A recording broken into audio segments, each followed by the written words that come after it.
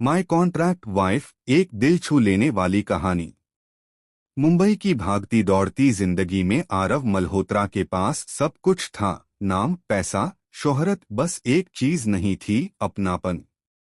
उसकी कंपनी की डील के लिए शर्त थी कि उसे शादीशुदा होना पड़ेगा। परिवार की जिद, बोर्ड की शर्त और समाज की नजर, तीनों एक साथ उस पर आ पड़ी थीं। उसी दिन उसकी मुलाकात हुई मीरा से। मीरा एक साधारण सी लड़की थी, लेकिन उसकी आंखों में सपनों की चमक थी। पिता की बीमारी और छोटे भाई की पढ़ाई की जिम्मेदारी उसके कंधों पर थी। नौकरी छूटी थी और हालात मुश्किल थे।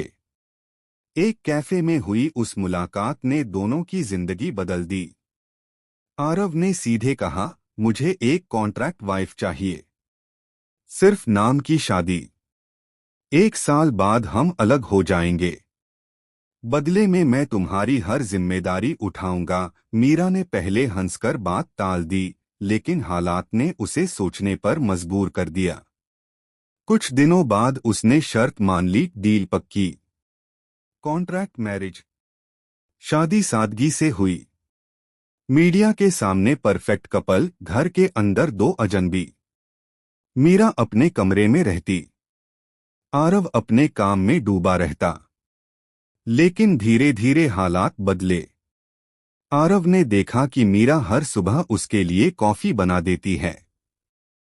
मीरा ने देखा कि आरव चुपचाप उसके भाई की फीस भर देता है। दोनों के बीच अनकहा रिश्ता बनने लगा। एक रात मीरा बुखार में तप रही थी। आरव पूरी रात उसके पास बैठा रहा। मीरा की आंख खुली तो उसने कहा, आप तो मेरे पति सिर्फ कॉन्ट्रैक्ट पर हैं। आरव ने धीरे से जवाब दिया, लेकिन इंसानियत किसी कॉन्ट्रैक्ट की मोहताज नहीं होती। दिल का इकरार। वक्त बीतता गया। कॉन्ट्रैक्ट खत्म होने में अब सिर्फ 1 महीना बचा था। मीरा ने चुपचाप घर छोड़ने की तैयारी शुरू कर दी।